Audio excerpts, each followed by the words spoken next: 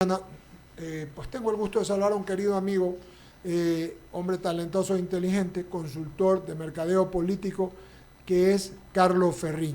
Quiero agradecerte, Carlos, sé que estás en el exterior, te he estado persiguiendo desde la semana pasada para lograr esta entrevista y te agradezco que nos hayas dado, estás trasladándote en algunos sitios por tu trabajo. Eh, para preguntarte, Carlos Ferrín, primero, lo primero, tu idea de un profesional de cómo viste el debate y si lo vistes el día de ayer. Por favor, Carlos, buenos días, bienvenido a I99 y al programa Diálogo. Bueno, gracias, un saludo. Primera vez en el diálogo, siempre he sido fan del diálogo, a pesar de mis años de amistad con Eduardo, bueno, para que vean que no hay ningún tipo de favoritismo con los amigos, ¿no? Buenas. Te agradezco muchísimo, hermano, gran admirador del panel, he estado en otros programas, obviamente, de I99. Mira, tengo brevemente una visión ampliada del debate. Quizás para muchos el formato fue bastante conflictivo, bastante duro. Yo creo que a la larga nos terminó dando un debate bastante interesante a lo largo de 3 horas, ¿no? Yo he visto debates que son netamente entrevistas a modo de debate y que son muy aburridos y que finalmente no nos terminan diciendo nada. Acá experimentaron algo nuevo, creo que los panelistas estuvieron duros a ratos, lo cual de alguna manera hizo que todos estos candidatos que traían estas líneas preconcebidas para decirles a un pequeño espacio de tiempo aire, se terminaron estrellando y finalmente fueron reencaminados hacia las respuestas que los ciudadanos al menos merecemos que nos las den dentro de un debate, ¿no? Entonces, eso fue chocante, pero a la larga me terminó agradando y gustando. Bajo este formato terminaron destacando, obviamente, unos candidatos más que otros. Yo creo que hay como una especie de 3 grupos, donde el cual vemos primero a Topic, Sonnenholzer y Novoa, entre lo más serio, lo más coherente, lo más rescatable. Vemos a una Luisa, lo veo también a Javier Herbas y a Yacu, al menos esos dos últimos, como tratando de reconstruir su momento de gloria del 2021 que no funciona en estos momentos, ¿no? Y veo una Luisa que definitivamente no terminó de cuajar, no fue una gran candidata de debate, no terminó de estar a la altura de los candidatos que la Revolución Ciudadana de alguna manera siempre pone en las contiendas, ¿no? Y el tercer grupo prácticamente es Bolívar Armijas, que le puso un poco la nota de humor, y cosa totalmente aparte, el tema doloroso, la gran ausencia de Fernando Villavicencio, que es una cosa que no puede ser agrupada en ningún tipo de debate, fue la nota de dolor. Y creo yo que ese hecho de alguna manera cambia todas las reglas del juego en esta elección, ¿no? Todo lo que veníamos viniendo, que las lecturas, los mapeos de información, este hecho lo va cambiando y lo va de alguna manera moviendo todo, porque recordemos que el voto es netamente emocional. Y cuando tú llegas a la urna te vas a dar cuenta que tienes un encuentro allí con los candidatos y uno de esos va a ser Fernando Villavicencio. Con este contexto, y tienes mucha razón, porque vas a ver la foto de él, lo hablábamos contigo, Bolívar, hace un rato, acá en el panel, mientras estábamos en los comerciales, Carlos Ferrín, con este contexto, y habiendo fallado las encuestas, como fallaron en Brasil en diciembre y como fallaron en Ecuador en febrero, eh, hay algunas encuestas que favorecen a unos o a otros. ¿Tú crees, Carlos, que las encuestas realmente son, eh, déjame buscar bien la palabra para verbalizar bien, que las encuestas no son más que la fotografía del momento o son llevadas a conocerse por parte de los candidatos para tener más posibilidades de tenerlas, o realmente las encuestas podrían habernos dicho, pueden ser una guía para decirnos cuál es o cuál no es el candidato, aunque no sea el primero, el segundo o el tercero, pero te dan una idea? Te voy a separar 2 grupos. Hay varios tipos de encuestas. Te voy a decir qué encuestas no sirven. A mi criterio y el criterio de muchos técnicos y doctorados en el tema que yo he escuchado y he leído, eh, las encuestas que te dicen 40% de indecisión, 30% de indecisión, hasta 20%, para mí esas encuestas todavía no tienen una luz clara en el camino. Y te voy a decir por qué, porque nadie está tomando, tú no puedes llevar una información al público que pueda modificar su voto si no tienes al menos el criterio de los indecisos. Tú dirás, pero bueno, ¿cómo leemos a los indecisos? No. Los indecisos, por supuesto, que no se han decidido por uno, pero quizás esos indecisos están entre tres, entre dos. Quizás le van más a uno que al otro. Quizás le ponen más fe y están tratando de alguna manera de switchear entre un candidato y otro, y finalmente esos son los famosísimos fallas de las encuestas, porque todos esos votos se terminan decantando en un candidato y bueno, fallaron las encuestas. No, falló la lectura de las encuestas. No podemos traer encuestas que tengan un monto tan alto de indecisión. Y la otra encuesta donde vemos ya una clara indecisión baja, una clara decisión hacia el nulo, hacia el blanco, en el cual ya se ve de alguna manera un mapeo de lo que ya se viene. ¿Qué es lo que veo yo en esta elección? Es que todo puede cambiar, todo puede cambiar. Ahorita no te pueden decir, no, va segundo tal y este entró en la segunda vuelta. Cuidado, nos llevamos una tremenda sorpresa y termina todo saliendo absolutamente al revés de lo como lo estamos diciendo. Porque si bien es cierto, creo yo que de alguna manera el debate es para un segmento muy corto, el post-debate tiene mucho más impacto en eso y lo que logra es posicionar luego del debate. Lo he dicho varias veces. Es lo que realmente va a incidir, ¿no? Pero, por ejemplo, el tema emocional de la ausencia de un candidato, eso sí es una cosa ya totalmente nacional. A mí sí me preocupa mucho que, por ejemplo, pongo un ejemplo, que el voto nulo, que el voto blanco se convierta en un voto de protesta y termine diciendo, ¿saben que a mí también me han matado un primo, o me han matado un familiar, o me han matado un hermano? Voy a votar un voto solidario hacia Fernando Villavicencio, obviamente, quizás no sabiendo que hay una persona que se va a beneficiar de que sería una nueva inscripción de candidatura. Entonces, no le quiero apostar a un resultado de encuestas porque definitivamente estamos ante la posible falla de todas las encuestas por la coyuntura. La coyuntura ha movido tanto el tapete, o que la gente podría irse a un candidato que le dé mucha seguridad, a un resultado sorpresivo emocional, o a la aventura de un nuevo candidato que a lo mejor, sin saber cómo va a gobernar, podría terminar ganando las elecciones. Entonces hay tres posibilidades, tres caminos que no sabemos cómo van a terminar. Carlos Ferrín, una más de mi parte, en el mismo contexto. Yo decía, y lo he venido diciendo, que el debate que no es el postdebate, y te refieres a todo el error que cometió uno, que te lo van a sacar acá, que te lo van a... son elementos que se utilizan en el mercadeo político para que la gente entienda. Yo también considero que si bien durante 3 horas hubo un debate, en tu criterio no fue malo, a nosotros a todos nos ha parecido muy malo y pésimos los que hicieron estuvieron haciendo tanto el formato como quienes estuvieron allí dirigiéndolo, porque el protagonismo no era de ellos. Pero bueno, eso es otra cosa y eso es punto de vista y percepción. Pero mucha gente no lo vio, no le interesó. Seguramente estaba y recién va a comenzar a verlo. Pero el tema sentimental, tú te refieres a un asunto, porque entiendo, y este pueblo es un pueblo muy sentimental. Uh-huh. Eso es lo que estás diciendo, en otras palabras, te lo repregunto a tu afirmación, que podría cambiar de alguna manera la votación, porque se podrían decantar por la 25 o por anular o por blanco, por decirle no, esto no es conmigo, lo que dices, a mí me mataron un familiar, yo no voy a dar, mataron al que yo pensaba que iba a votar y voy a anular o voy a votar por el que queda. Y entonces eso es de mi querido Carlos Ferrín, de alguna manera eso hace que el resultado sea impredecible, ¿verdad?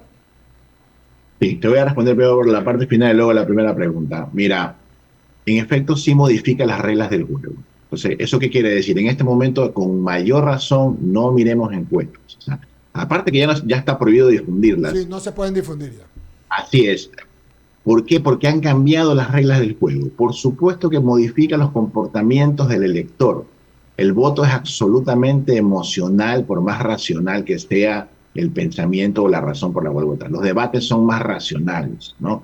Por esa razón existe, ahora sí te respondo a la primera pregunta, un postdebate. Te voy a poner un ejemplo de postdebate que va a estar bueno esta semana. Creo yo que el postdebate entre Otto Sonnenholzer y Jan Topi va a ser uno de los más acalorados, al menos esta semana, sobre todo por el tema este de las multas, ¿no? Entonces, hay cosas que en el debate, mientras uno está mirando el formato y está comentando en el Twitter, no te das cuenta de ciertas cosas que se estilan, ¿no? A mí sí me quedó muy preocupado en la cabeza y me hizo mucho ruido que Jan Topic haya dicho, por ejemplo, que su propuesta insignia de seguridad iba a ser financiada con multas de tránsito. Pero más allá de eso, que el monto iba a ser de $1.200 millones, lo cual, a mi criterio, y también me di cuenta que Otto también lo notó, que eran, o sea, multas de tránsito como una especie de canje de dolor, ¿no? O sea, vamos a solucionar un dolor con el otro. Quizás a lo mejor eso es lo que le está funcionando a él, ¿no? Porque él tiene buenos números y de alguna manera es uno de los candidatos que más ha crecido. Pero yo creo que ahí va a haber un debate bastante fuerte entre esos dos, donde la gente va a empezar un poco a tirar de la cuerda a ver hasta dónde va a llegar el tema, ¿no?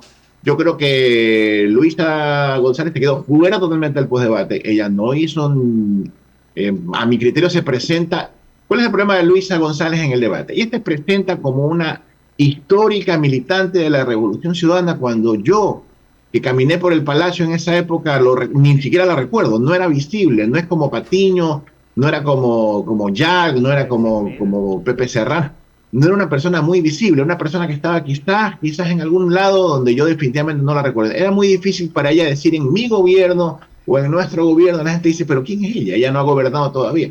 Es la candidata de Rafael Correa. Entonces es muy largo esos dos extremos para poder conectarlo y definitivamente ella que se queda totalmente por fuera del postdebate. ¿Quién está en el postdebate como una de las grandes revelaciones? Es este muchacho Noboa, que definitivamente yo en algún momento en ti te dije, ojo Noboa, porque Noboa viene haciendo una campaña ordenada. La conclusión de él en un debate me lo pone a él como un joven con un buen cheque a fecha en la política que definitivamente va a lograr encajar. Hay un proceso eleccionario en el 25, oh, cuidado, Noboa no va a parar y posiblemente avance hasta allá, trabajando un poco ese voto joven, que es el que más ha llamado la atención porque ellos se ven representados en él. Por favor, Jaime Velázquez, luego Luisa Ebolito. Jaime, adelante. Dos preguntas, querido amigo. Gracias, Eduardo. Carlos, bienvenido. La verdad es que placer tenerte aquí en 99. Y la reflexión, o más que nada la duda que salta después del debate es si efectivamente, una vez que conoce a los candidatos en esta trifulca de ideas y de pensamientos, ¿quién se benefició de los 7 que estaban ahí? Porque efectivamente hay una oposición y aparentemente se habla mucho de seguridad y que Jan Topic hubiese sido el favorecido en este debate. ¿Cómo lo ves tú, Carlos? Bueno, yo creo que en el espacio, si lo vemos, depende del ángulo en que lo veamos, ¿no? O sea, si lo vemos, el que más seguridad transmitió, el que más parecía preparado, la opción segura, yo veo el electorado inclinado a la Revolución Ciudadana, no porque sea la Revolución Ciudadana, sino porque de alguna manera la gente no quiere volverse a equivocar, sino que quiere tener a alguien que ya haya estado ahí.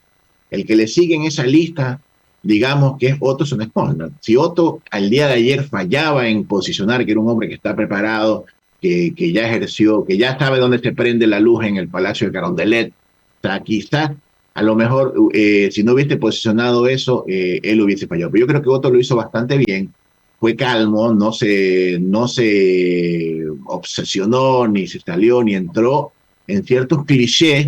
Yo sí lo vi a Jan Topic, que me pareció bueno él también, pero lo vi entrando en clichés, lo vi entrando en qué bueno que le vemos el debate, y a veces a mí dame números, o sea, cosas que a lo mejor por ahí a alguien le diga, ¿saben qué? No me gustó mucho esa pequeña salidita de la línea, ¿no?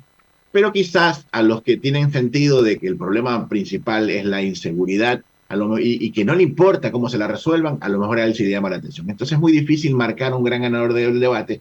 Creo que si hacemos una categorización del debate, podemos encontrar ganadores de algunos tipos, inclusive ganadores del humor, como por ejemplo Bolívar ganaría esa categoría. Quizás encontraríamos a lo mejor vencedores en este debate. Yo soy de los que piensan que el que tiene que ganar un debate es el ciudadano, ¿no? Por esa razón, a pesar de lo complicado y lo difícil del formato, creo que fue llevado a que el ciudadano tenga ciertas respuestas, ¿no? Y no fue un espacio donde todos iban con sus líneas de cajón a tratar de posicionarlo. Y la segunda pregunta, Carlos, es, más allá del debate, pues obviamente el asesinato de Fernando Villavicencio marcó un antes y un después en la competencia política, si quieres llamarlo así.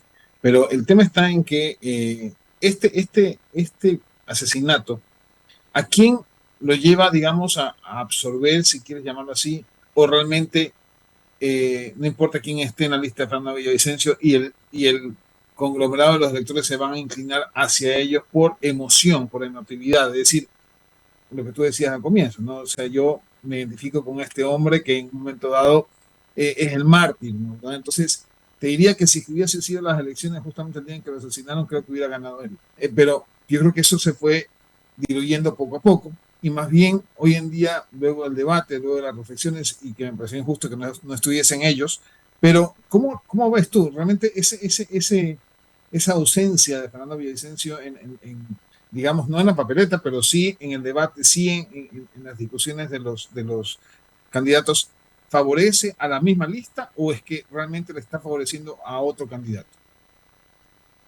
Bueno, mira, aquí vamos a entrar en algunos análisis. Yo pienso que hay una frase que dice que no hay muerto malo. Yo creo que le elimina los peros a la candidatura de Fernando Villavicencio. Quizás si a lo mejor alguien pensaba, y me gusta Fernando Villavicencio, pero esa línea de denunciología no me gusta demasiado. En este momento todo eso se fue. Digamos que fue rapado así de golpe por su ausencia, ¿no? Entonces, ahí tenemos dos tipos de votantes. Número uno, el anticorreísta fuerte, el recalcitrante, que de alguna manera está vigilante de quién podría entrar segundo, pudiese a lo mejor entrar por ahí. Puede haber una pequeña migración como diciendo, bueno, ya no tenemos a Fernando, vamos a apoyar al siguiente segundo que yo siento que está en la lid, es este, apoyémoslo. Pero como yo decía, hay un nuevo componente allí que es ese voto protesta, que por lo general termina en el nulo, pudiese terminar en el casillero de la 25, ¿no? Pienso yo que si la 25 se equivoca y empieza a decir por Fernando vota por la 25, se va a equivocar terriblemente y no va a conseguir calar en el electorado. La 25 tiene que guardar su número y decir vota por Fernando Villavicencio y nada más, porque si no destruye la única oportunidad que tú también la has vislumbrado que pudiese haber para que haya un voto allí. Clarísimo, Carlos. Doy paso a la gente que viene. Luisa de Gallo tiene más preguntas para ti. Adelante, Luisa. Luisa. Muchas gracias. Muchas gracias, Jaime. ¿Me escucha el invitado? Sí, sí, te está escuchando. Muy amable, gracias. Bueno, sí, mi pregunta va orientada, aprovechando de sus conocimientos. ¿Cómo cree o qué cree que debiera tomar en cuenta el elector? Sobre todo hago esta pregunta pensando en los indecisos. Respecto de qué consideraciones debieran hacer, cree usted, antes de tomar una decisión, más allá del tema del debate y del posdebate, ¿qué cree usted que va a pesar o a primar en la conciencia del elector? ¿El temperamento, la personalidad, la propuesta, una suma de todas esas cosas? ¿Por qué debiéramos decantarnos? Bueno, yo pienso que el elector debe fijarse en el tiempo que va a gobernar este gobernante. Estamos hablando de, creo que son 13 meses, no recuerdo muy bien. Es muy poco tiempo para a lo mejor poner a alguien que empiece recién a configurar un proceso político. Vamos a ver meses de reconfiguración de un gabinete.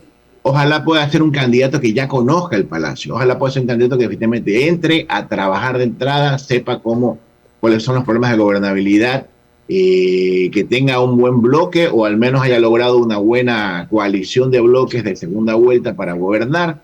Y creería yo que la experiencia sí tiene mucho que ver. Si pudiese yo aconsejar, no lo haría, por lo general, porque soy totalmente neutral, no estoy en la elección. Trataría de no entrar al dato de aventurarnos con alguien nuevo. Es muy difícil, hay muy poco tiempo, puede ser un desastre. Es más, yo creería que el que gobierne este pequeño fragmento, donde hay que sacar al ciudadano del problema, donde tienen que entrar debe ser un candidato totalmente exclusible, ¿no? Porque no pudiese reelegirse en el 2025. Es muy difícil. Vemos unos electorados muy volátiles. Vemos como, por ejemplo, en Chile, Boric pierde su popularidad en cuestión de meses. Vemos como en Colombia Petro se ve un poco menoscabado también en menos de un año. Y así sucesivamente, porque los pueblos están en una posición de inconformidad tan elevada que definitivamente lo que se necesita en este momento es un presidente, ¿no? No un proyecto político, no, quizás no un proyecto que vaya hacia cosas que no tienen nada que ver con lo urgente, que revisen las propuestas, si es un proceso de recuperación de la patria o si es un proceso de salir de la violencia, tenemos que elegir entre eso, o sea, y tiene que ser el tiempo hacia uno mismo. El ciudadano en este momento está preguntando en cuánto tiempo me vas a resolver mi problema principal. Mi problema principal es que tengo miedo, no puedo trabajar hasta las 7 de la noche, me vacunan, me avalean y hay muchas cosas adicionales. Entonces, esas cosas hay que verlas, ¿no? Hay que ver en cuánto tiempo y en cuánto tiempo vas a atenderlo. Carlos, de lo que usted ha podido advertir a lo largo de esta corta campaña y de lo que fue la presentación anoche de cada uno de los candidatos, ¿usted cree que detrás de cada uno de ellos, de su entorno, de la militancia y de a quién representan cada una de esas candidaturas, pudiera existir esa madurez política que pueda llevarnos a esos ansiados y anhelados consensos? Lo pregunto sobre todo por el tema de la Asamblea y también del Ejecutivo, porque la tónica que ha prevalecido en estos últimos años es pues dimes y diretes, confrontaciones, falta de consensos, falta de respeto a los acuerdos, y aquello ha sido lamentablemente una camisa de fuerza, como lo fue para este gobierno que está por fenecer, que terminó en una muerte cruzada y en una posición de antagonismos, confrontaciones estériles que no han llevado al país a ninguna parte. Bueno, es muy difícil creer en la política, es muy difícil creer en los políticos. Lo digo yo, que de alguna manera trabajo con ellos. Es muy difícil tratar de ganar una credibilidad cuando en los hechos, en la práctica, por lo general, son las cabezas principales de los partidos los que toman las decisiones y el resto de la pirámide de quienes ejecutan. Puede ser a lo mejor puede ir a lo mejor un nuevo político con el ánimo de cambiar el mundo, pero en eso que le llaman voto orgánico, actuar orgánico, lo terminan modificando y terminan haciendo que definitivamente votes a favor o en contra de algo, ¿no? Ojalá pudiese haber un consenso general del país en el cual digan, señores, somos enemigos, pero el enemigo real es la delincuencia. Y pudiesen ellos a lo mejor trabajar y obrar. Vamos a trabajar 12 meses maratónicamente en sacar esto adelante y en el 2025 nos vamos a volver a enfrentar, pero por lo menos unámonos en este proceso por el país. A lo mejor pudiesen levantar algo de la imagen de la política, pero sabemos muy bien que no va a pasar. Son las animadversiones, el partidismo, casi todo el mensaje en esta elección ha sido diálogos de venganza, diálogos de ya van a ver cuando vuelva. Y pongo un ejemplo, la Revolución Ciudadana agarró un poquito de poder en el Consejo de Participación Ciudadana y enseguida arrancó una maquinaria de persecución hacia la fiscal. Y uno se queda, wow, si con eso agarran y la prenden, no quiero imaginarme con todo el Ejecutivo hacia dónde van a agarrar. Entonces, son cosas que preocupan realmente en la política. ¿En qué se van a ocupar realmente su tiempo? Si se van a dedicar a resolver los problemas del ciudadano o si van a seguir dedicando a aprender la maquinaria para gobernar a favor de sus intereses personales. Eso es realmente preocupante. Entonces es muy difícil creer en la clase política cuando lo que vemos es que la usan para resolver sus problemas propios. De mi parte, gracias, Carlos. Bolívar. Gracias, Luisa. Carlos, rápidamente, el tiempo ya nos viene corto. A ver, ayer se realizaron primarias en Argentina, a la cabeza Javier Milei. Ahora, el tema es que, revisando porcentajes, hay un 70 u 80% de personas quienes no participaron en esas elecciones. No obstante, creo que en el mes de octubre ya serán las oficiales. Y en el caso de Ecuador, hace un momento señaló que el nivel de indecisos, no sé, creo que se maneja por un 26%, pero en todo caso es alto, al menos es lo que señalan las encuestas. Mi pregunta es, Hace un momento usted dijo que están teniendo una mala lectura de los indecisos. Y eso quería que me explique al menos. No entiendo por qué hay esa mala lectura del nivel de indecisos. Bueno, hay varios tipos de encuestas. Hay unas que no se están haciendo en Ecuador, que se las están haciendo en México. Yo las he conocido ahora de cerca, que son la lectura de los famosos switchers. Son estos electores que se mueven entre un candidato y otro. Entonces, ¿qué estamos viendo? Que las encuestadoras le dicen, si mañana fueran las elecciones y tuviera que votar por uno, elija uno. Entonces alguien va y vota por uno que a lo mejor sí le gusta, pero está entre varios, ¿no? Yeah. Entonces, estas encuestas switch lo que hacen es que le reparten una cierta cantidad de votos. Por decirte, tienes 10 votos, vas a votar por estos candidatos, ¿cuántos le darías a cada uno? Entonces empiezan a hacer lectura. Bueno, a este que me gusta más le voy a dar 4 votos, a este que me gusta menos le voy a dar 2, este me gustó lo que dijo, le doy 1. Entonces empiezas a ver parámetros de la decisión del votante indeciso y tienes a lo mejor alguna lectura de hacia dónde va a ir ese voto indeciso. Entonces, cuando no se hacen estas encuestas switchers, cuando no se están haciendo dentro del Ecuador, no tenemos esa lectura exacta y no sabemos a lo mejor hacia dónde va a ir la elección. Entonces decimos 30% de indecisos sin leer este tipo de lectura. Entonces hacemos incluso cálculos de voto válido y otras cosas más sin leer hacia dónde va la indecisión. Entonces la indecisión es la que marca la agenda al final porque terminas decidiendo, ¿no? Esto es como, bueno, el autor del libro decía, del libro de los switchers, decía, esto es como cuando tienes varias personas que te gustan, ¿no? Hay unas que te conquistan más por una cosa, por otro lado. Empiezan a ver aspectos de una gran conquista y no todos sabemos que las elecciones son la conquista de un electorado. Entonces, si no estamos decodificando estas pequeñas lecturas del indeciso, pienso yo que no vamos a tener una información exacta de hacia dónde va el electorado. Ahí es donde están en esto. Entonces, ¿qué es lo que se dice después? Fallaron las encuestas. Claro, fallaron las encuestas porque efectivamente no están dando el relato completo de lo que está pasando y nadie las está midiendo. Correcto. Esto se mide mucho en México. En México hay muchísimas herramientas porque es una gran población, es tan grande la masa que no puedes medirlo así con una sola herramienta, ¿no? Increíble. Agradecerte, querido Carlos, por esta media hora que nos has regalado y qué interesante, como siempre, hablar contigo. Te deseamos buen viaje, esperemos que el día domingo, lunes, podamos conversar contigo o el lunes después de la elección y podamos ver las cosas. Te mando un abrazo, buen viaje y buen retorno. Muchas gracias, Luisa, Jaime, Bolito. Que tengamos un buen día, ¿verdad? Gracias, lo propio, mi querido Eduardo. Hoy a las 5:30 estará en el Diálogo de la Tarde Javier Herbas. Vamos a conversar con